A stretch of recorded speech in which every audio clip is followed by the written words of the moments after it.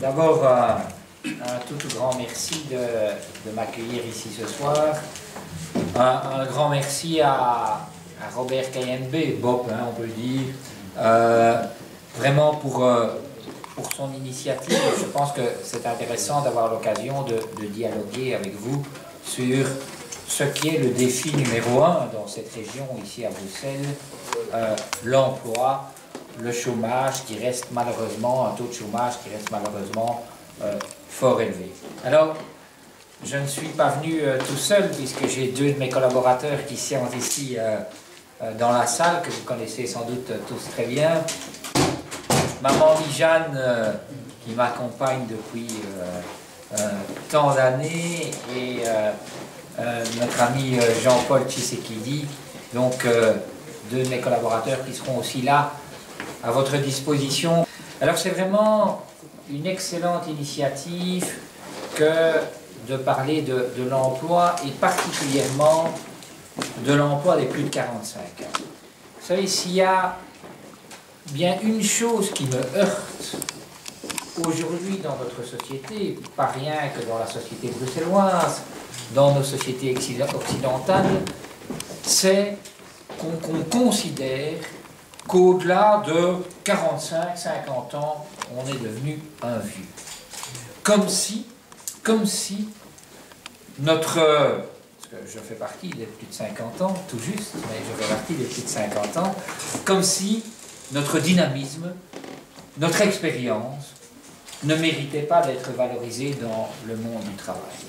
Et une société qui ne valorise pas cette expérience, qui ne valorise pas toutes les compétences qu'on a pu acquérir pendant toutes ces années, je trouve que c'est une société qui pose question.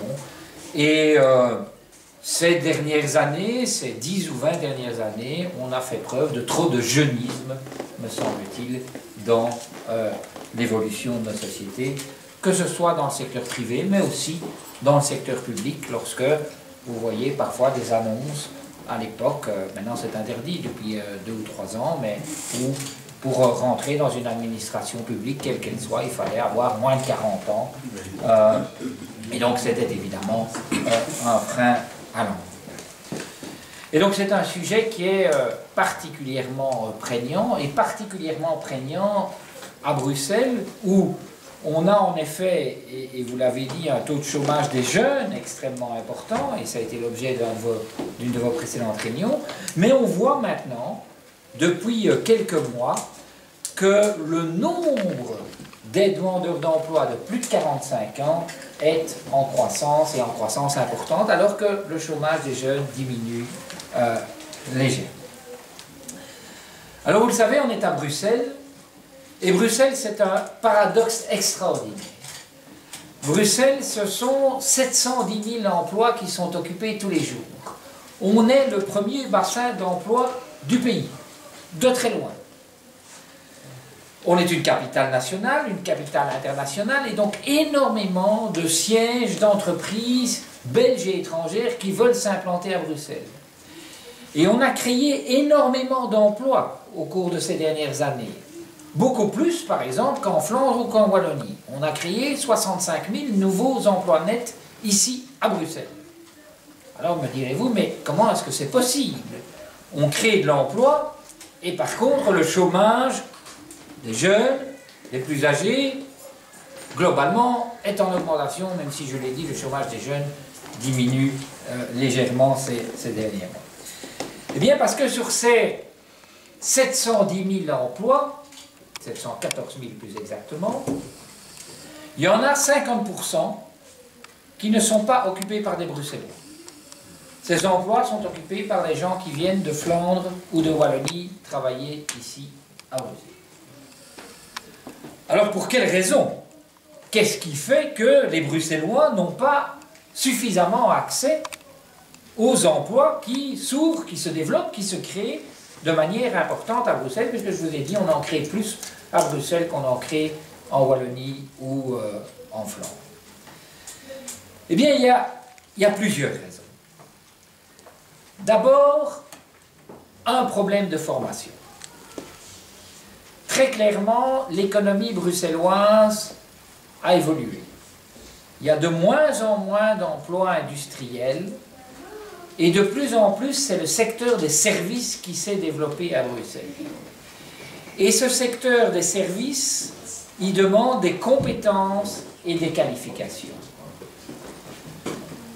Et ça, c'est évidemment un des grands enjeux dans notre région. Faire en sorte qu'il y ait un matching, une rencontre possible entre ces emplois qui s'ouvrent, qui se créent, et la main-d'œuvre qui est aujourd'hui disponible sur le marché du travail. Et donc des efforts de formation extrêmement importants à faire. Je vais vous donner 2 exemples dans le domaine de la formation, pour ne pas être trop long. Aujourd'hui à Bruxelles, on est une capitale nationale et internationale. La connaissance des langues est devenue de plus en plus importante pour décrocher un job ici à Bruxelles. Pour quasi n'importe quel type d'emploi, j'exagère un peu, mais pour quasi n'importe quel type d'emploi, et vous avez certainement été confronté à cette demande-là lorsque vous allez présenter votre candidature quelque part, Madame, Monsieur, quelle est votre connaissance des langues? Quelle est votre connaissance du néerlandais? Quelle est votre connaissance de l'anglais? Et donc là, nous avons misé massivement pour vous aider, pour aider les demandeurs d'emploi à apprendre les langues. Au travers d'un grand plan langue que nous avons développé ici à Bruxelles.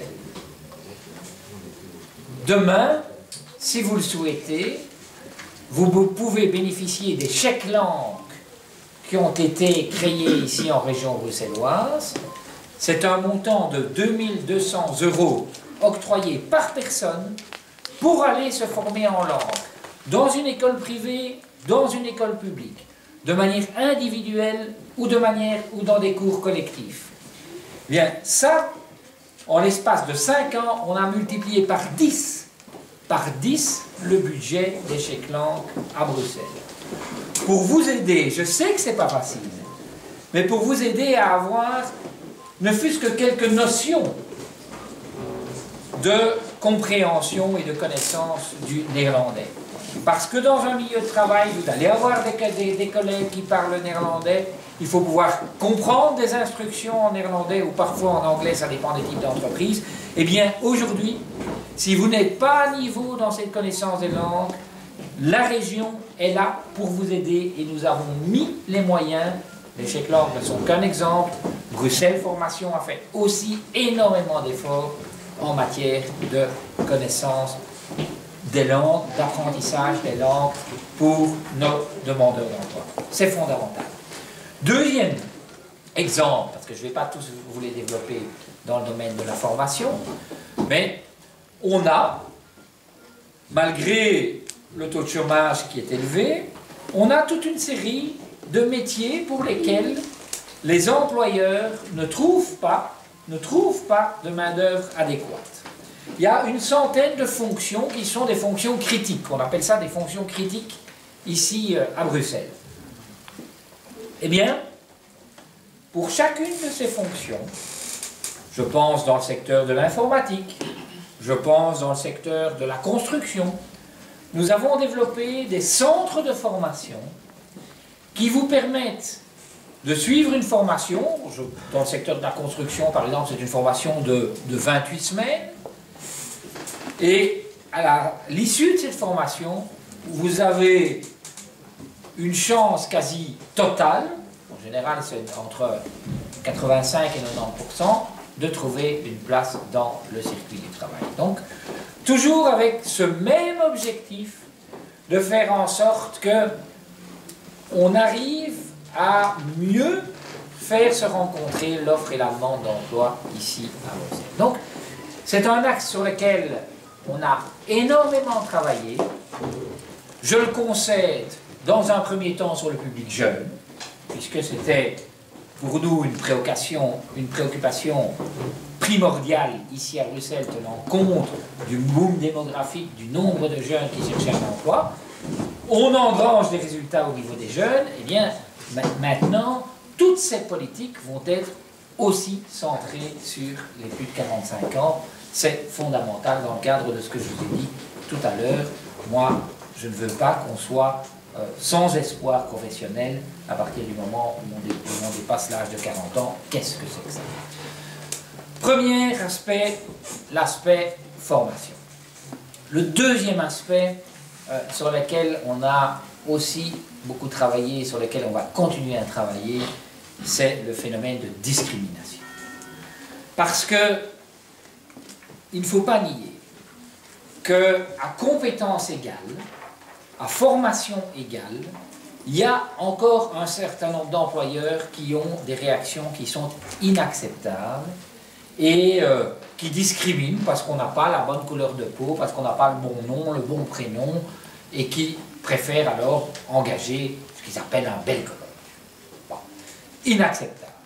Et je peux vous dire que dans un engagement comme politique, dans l'engagement politique que j'ai choisi, et vous l'avez rappelé tout à l'heure, au CDH, qui met la personne humaine au centre de ses préoccupations, ce type de comportement est totalement inadmissible. Alors qu'est-ce que nous avons fait? Nous avons, et vous l'avez rappelé, lancé la charte pour la diversité en entreprise. Ça, c'est un engagement de toute une série d'entreprises à respecter un certain nombre de principes. Vous allez me dire, oui, mais ça, on signe sur un bout de papier, et puis on est content, on a la conscience tranquille. Non.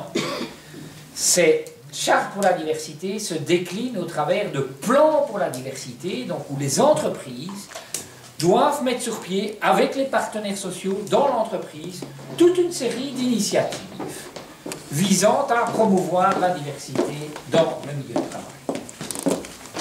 Et on évalue, et on soutient aussi financièrement les entreprises qui mettent sur pied ces plans de diversité.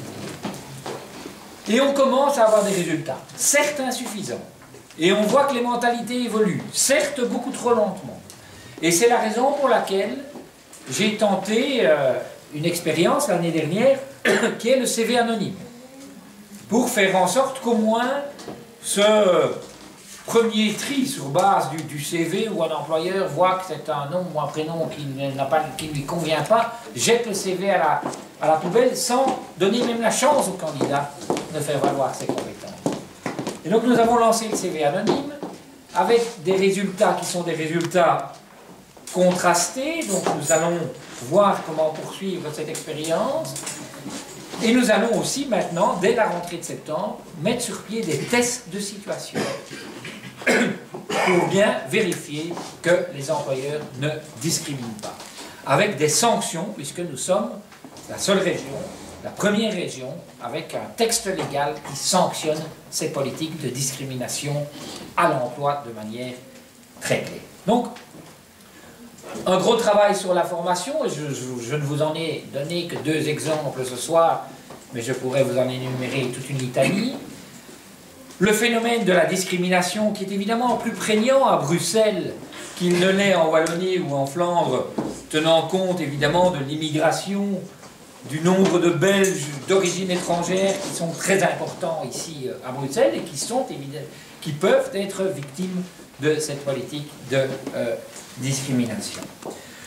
Troisième élément sur lequel nous avons travaillé, c'est de faire en sorte que chaque demandeur d'emploi ici à Bruxelles, quel que soit son âge, puisse bénéficier d'un accompagnement de qualité et efficace. Et donc, c'est le projet de construction professionnelle que nous avons lancé chez Actiris, où chaque demandeur d'emploi va devoir avoir son conseiller emploi, toujours le même, qu'il le verra régulièrement, qui va non seulement l'aider à rédiger son CV, mais qui va aussi l'aider dans ses contacts avec les entreprises, lui transmettre des offres d'emploi, voir avec lui pourquoi ça n'a pas marché, l'orienter vers des formations, vraiment donner une qualité d'accompagnement personnalisé, individualisé à chaque demandeur d'emploi.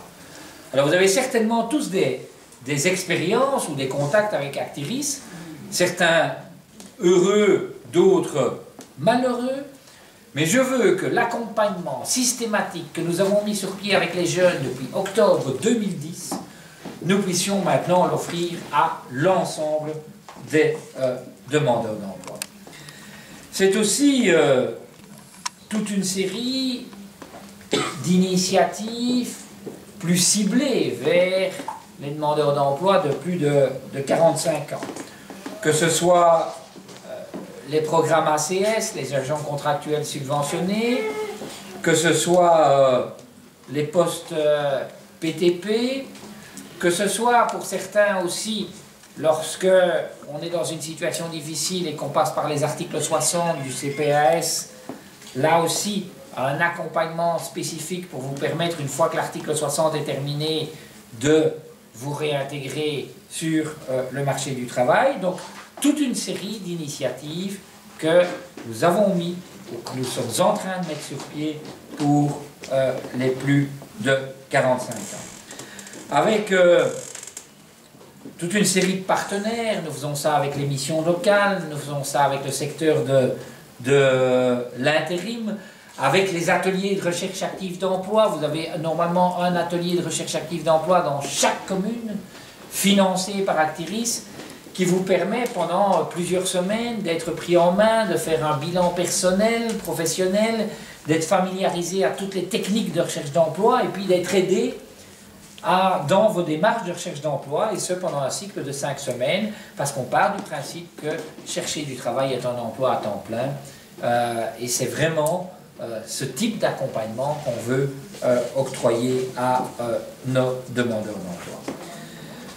Ça, Monsieur le Président, c'est pour le volet formation, pour le volet discrimination, pour le volet qualité de l'accompagnement. Il y en a aussi qui, à 45, 50, 55 ans, décident de lancer leur projet personnel, de se lancer comme... Pardon. Excusez-moi.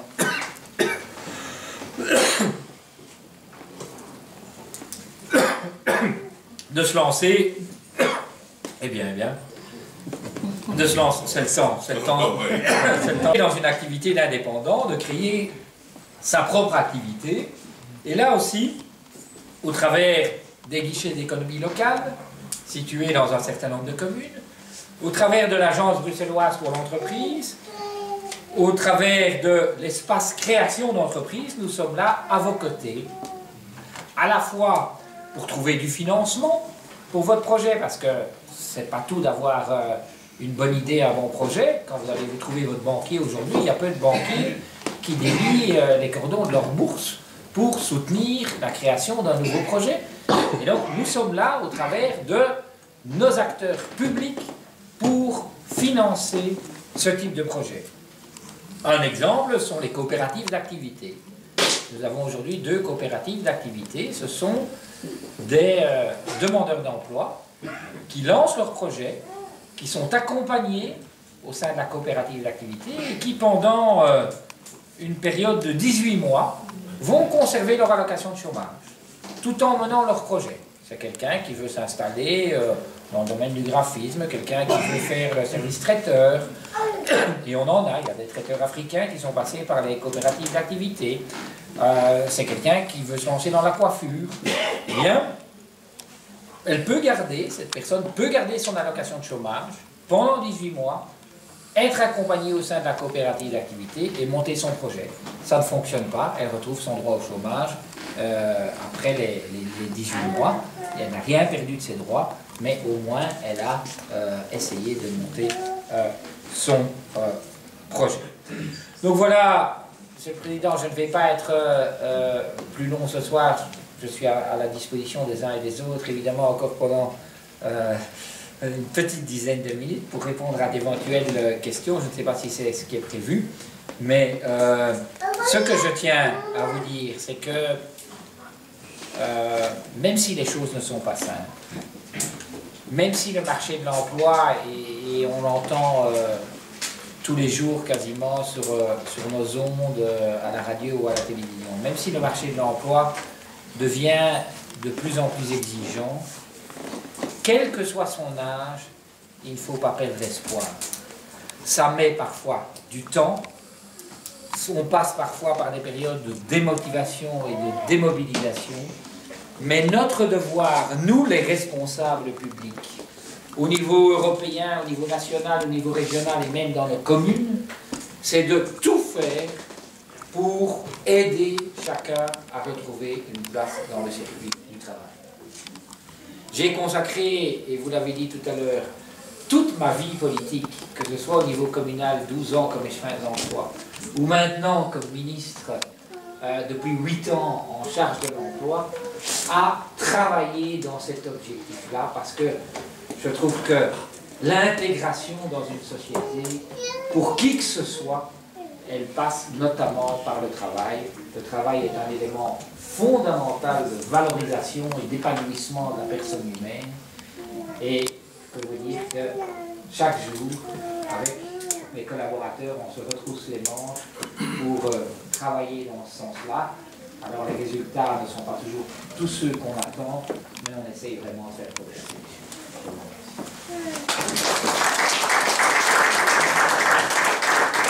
Pas beaucoup de temps, mais essayons tout simplement d'être bref quand on prend la parole, poser la question d'une manière directe et claire, et ne pas monopoliser la parole.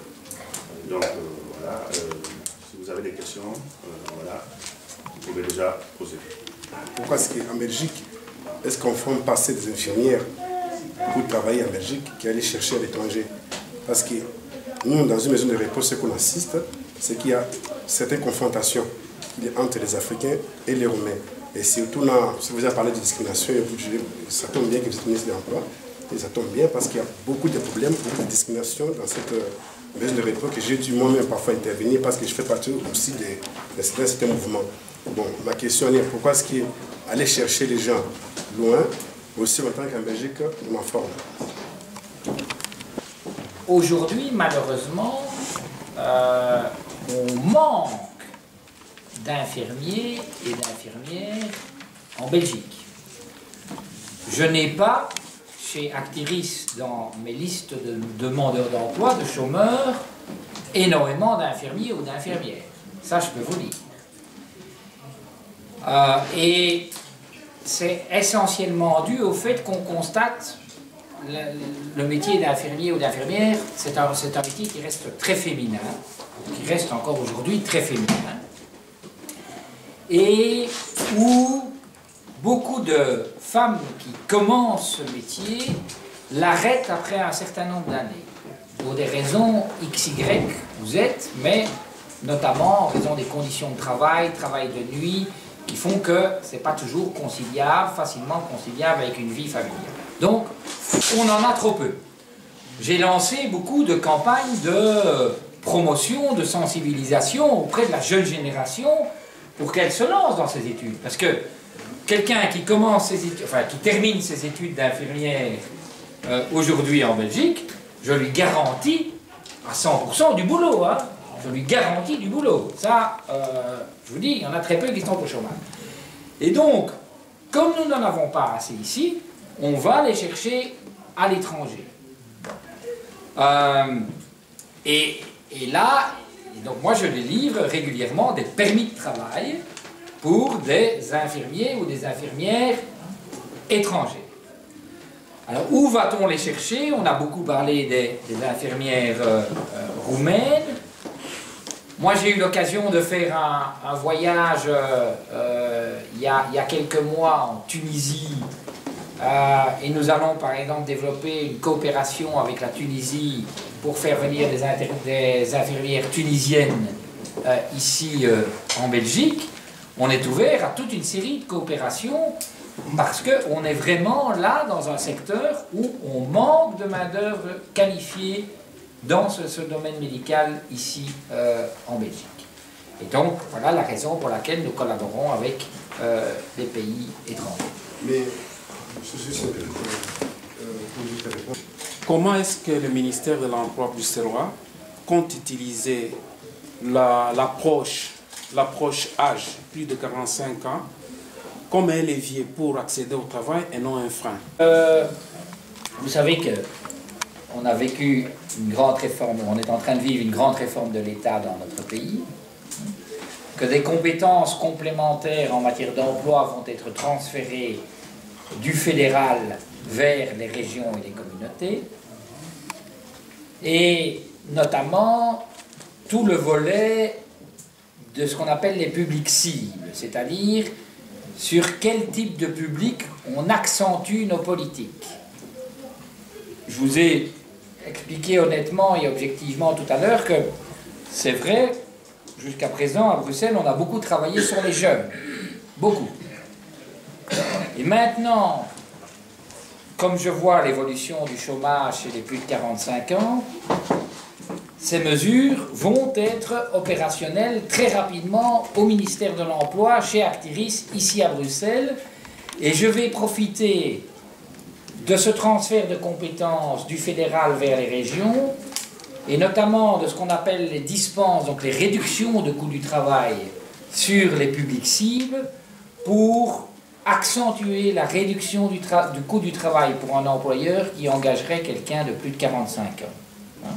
Pour donner un incitant financier, puisqu'ils ne veulent pas toujours le faire spontanément. Il y a un phénomène que j'ai explicité tout à l'heure de cette espèce de jeunisme dans nos sociétés. Et donc, moi je veux maintenant donner des incitants financiers aux entreprises qui vont engager des gens de plus de 45 ans. Et c'est à cette occasion-là qu'on va implémenter ces politiques. C'est comment se fait-il qu'Actiris ne propose plus du travail comme il le faisait dans le temps aux demandeurs d'emploi? Je pense que malheureusement, chez certains, en tout cas chez Actiris, on propose évidemment des offres d'emploi à la jeune génération, mais on n'en propose plus à ceux qui ont plus de 45 ou plus de 50 ans. Et c'est là que je veux changer les choses auprès de l'organisme. Parce qu'ils sont comme ça entrés dans cette philosophie qui est la philosophie ambiante dans notre société que, wow, voilà, au-delà de 45, au-delà de 50 ans, voilà, le marché de l'emploi est fermé pour ces gens-là. Et donc ça doit évoluer. Donc ils continuent à proposer des offres d'emploi, mais essentiellement sur la jeune génération et pas assez sur les plus de 45 ans. Et ça, cet effort-là doit être développé. Voilà, Gilbert. Savoir s'il y a des dispositions pratiques, parce que parmi cette catégorie qui est ciblée ici, il y a des gens qui sont depuis très longtemps inactifs et qui n'ont même plus de réflexe d'aller vers les structures qui sont mises en place et qui sont censées appliquer toutes ces dispositions qui sont arrêtées. Alors, quels sont les mécanismes de réveil ou de veille? Donc, c'est un peu dans le même sens. Parce que vous avez fréquenté Actiris, au bout de 10 ans, vous n'avez rien trouvé, et bien l'âge vous bascule dans la fourchette là-bas. Avec la nouvelle politique-là, qu'est-ce qui est arrêté concrètement pour que ces gens-là se sentent concernés, qu'ils sentent que réellement, cette fois-là, il y a des dispositions d'encadrement qui sont efficaces. Et que vous atteigniez un certain âge, les gens se disent c'est plus pour moi. Il n'y a plus rien pour moi. Et donc il y a tout un travail de remobilisation, de remotivation à faire. C'est la raison pour laquelle donc, tous ces gens vont être invités chez Actiris. Ils vont avoir la même personne qui va s'en occuper. Vous n'allez pas passer entre les mains de 25 personnes, vous allez avoir le même conseiller référent qui va s'occuper de vous. Bon. Et qui va vous accompagner dans tout ce travail de remobilisation et de remotivation. Et puis, l'aboutissement de tout ça, ça doit être à un moment donné qu'on trouve un job. Alors ce job, ça peut être un job dans un premier temps à durée déterminée, mais au moins remettre le pied à l'étrier du travail. redonner une expérience professionnelle. Hein, parce que lorsque vous allez chez un employeur aujourd'hui, on va vous dire, oui, mais qu'est-ce que vous avez fait ces dernières années?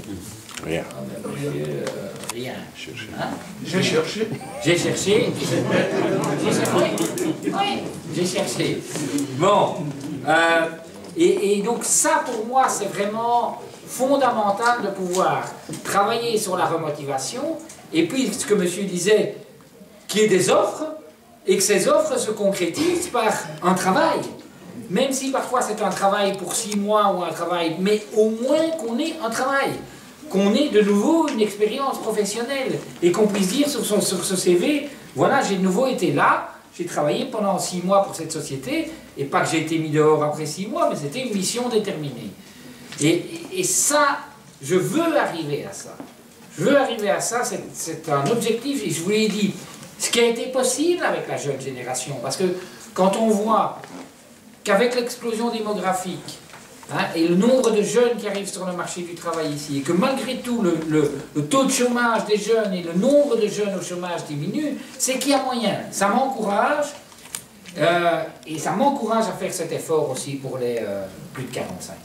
C'est vraiment d'importance. Je tenais à être présent, et je vous l'ai dit, et on vous l'a dit avec mon équipe, mais malheureusement, sinon je vais déjà en fâcher d'autres. Merci à vous. Voilà.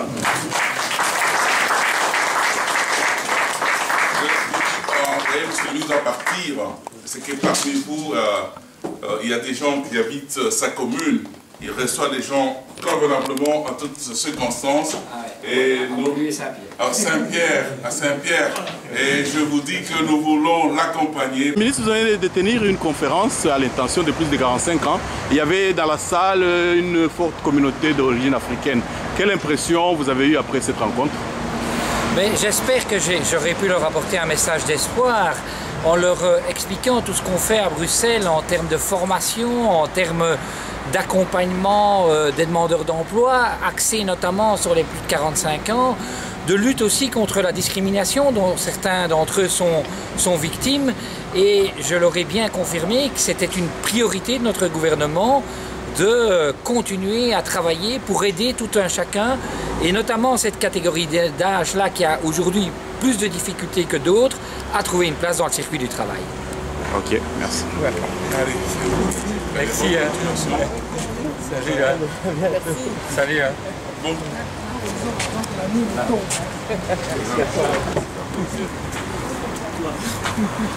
Vraiment, restons en contact. Merci d'avoir été là, ça a été vraiment...